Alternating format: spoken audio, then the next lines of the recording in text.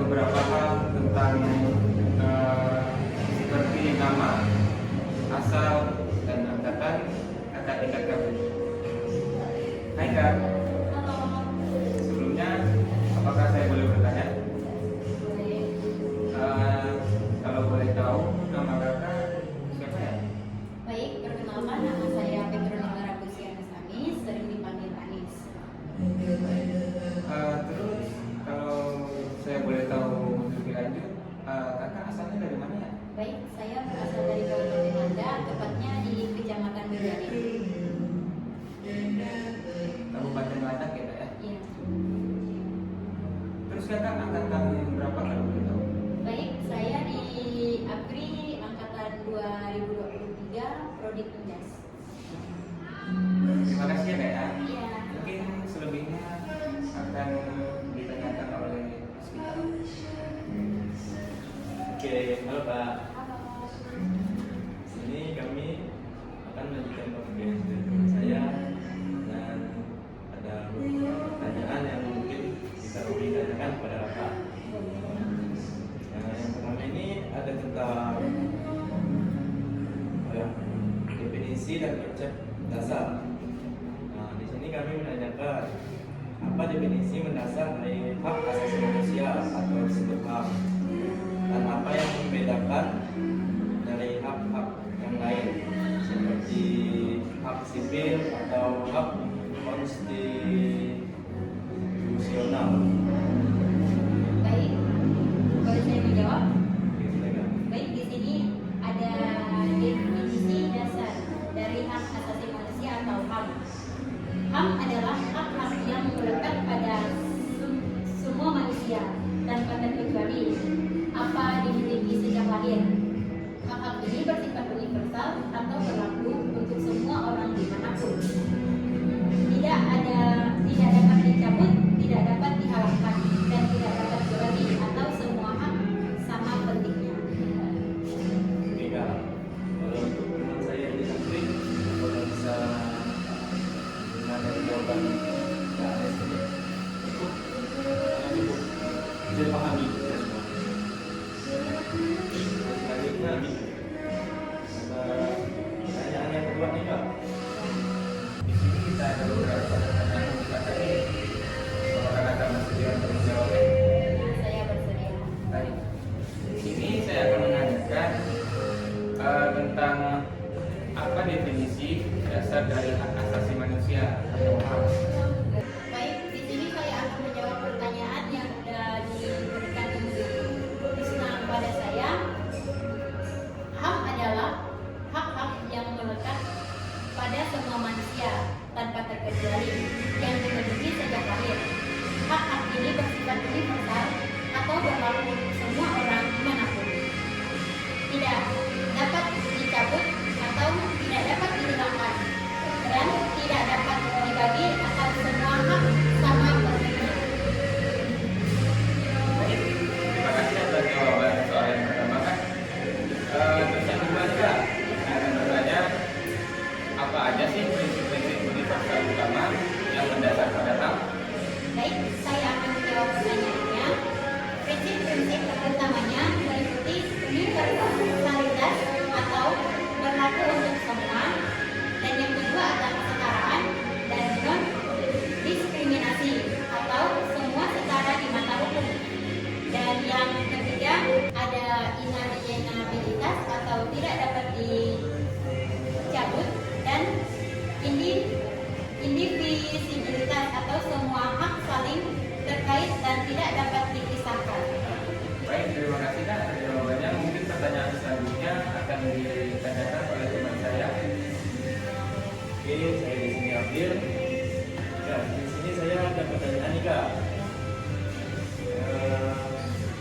Hak-hak sih dari hak-hak ini kan ada 3 kategori utama: hak sipil, politik, sosial, ekonomi, dan budaya.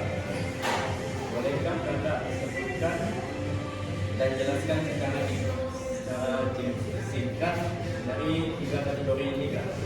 Boleh?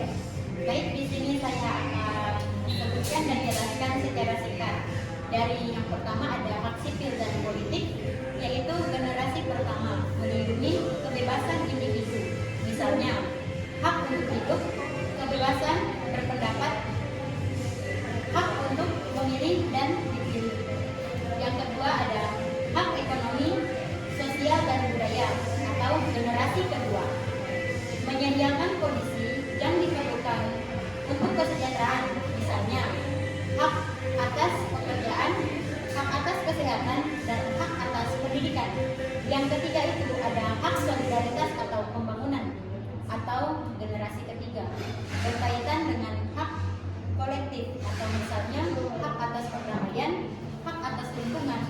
dan lingkungan yang sehat, dan hak atas pembangunan.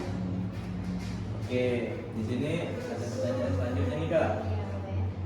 Apa sih peran Deklarasi Universal Hak Asasi Manusia atau disingkat dengan DUHAM, PBB, dan kapan dokumen tersebut disahkan? Baik, di sini saya akan menjawab pertanyaannya.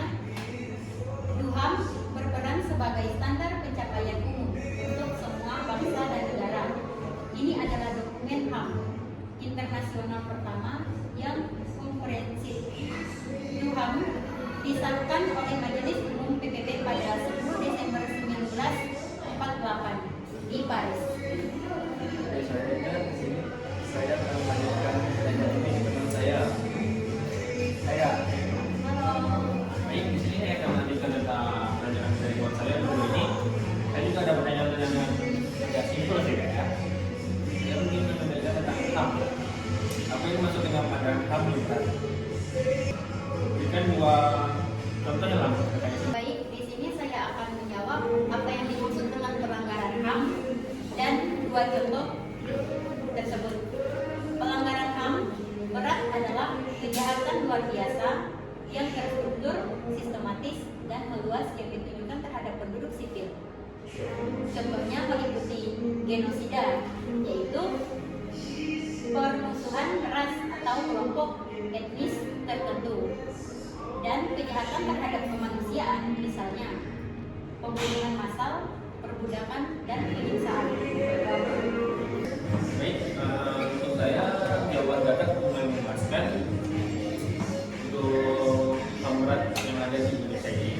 Jadi saya menanyakan apa lagi ya?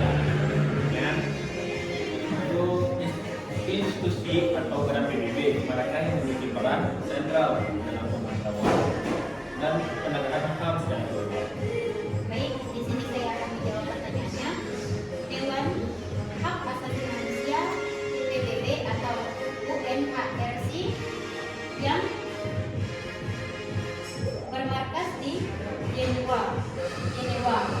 Badan ini bertugas mempromosikan dan melindungi HAM di seluruh dunia, serta menanggapi situasi pelanggaran HAM. Jadi itu tadi ada pertanyaan dari saya. Mungkin kalau saya ada pertanyaan lagi, Pak. Boleh saya ingin bertanya? Di sini saya akan melanjutkan pertanyaan dari teman saya untuk Irama.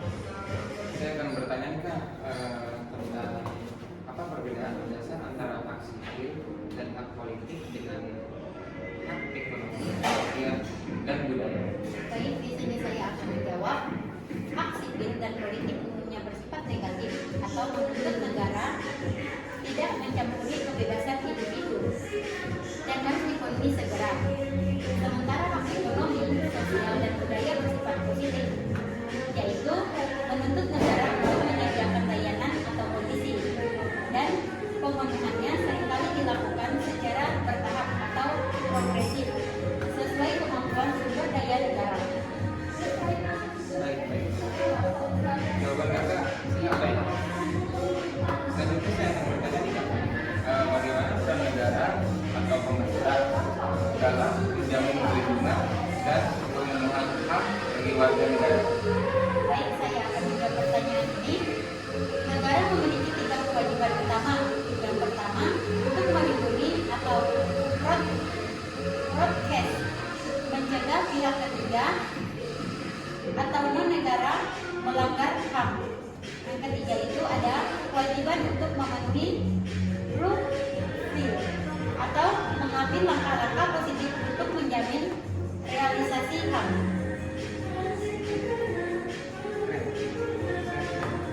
Mungkin pertanyaan yang terakhir akan ditanyakan oleh teman-teman. Terima kasih Kak. Oke, di sini saya akan melanjutkan pertanyaan selanjutnya. Di Indonesia kan ada yang namanya lembaga. Teman saya ini lembaga independen yang bertugas melakukan penyelidikan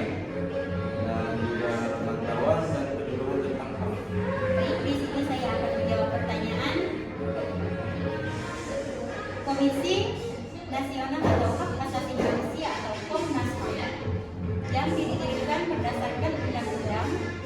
Di sini saya ada pertanyaan ini juga. Selain dari peran negara, bagaimana peran masyarakat sipil atau LSM individu dalam upaya menjaga keadilan sosialisasi hak asasi manusia? Baik, saya akan menjawab pertanyaan yang terakhir ini. Masyarakat sipil berperan sebagai pengawas atau kontrol sosial terhadap kinerja negara, melakukan advokasi atau mendorong perubahan kebijakan, memberikan bantuan hukum kepada korban, serta melakukan pendidikan dan sosialisasi hak asasi manusia atau HAM kepada publik. Oke, ya, mungkin sampai sini cukup bagi kami.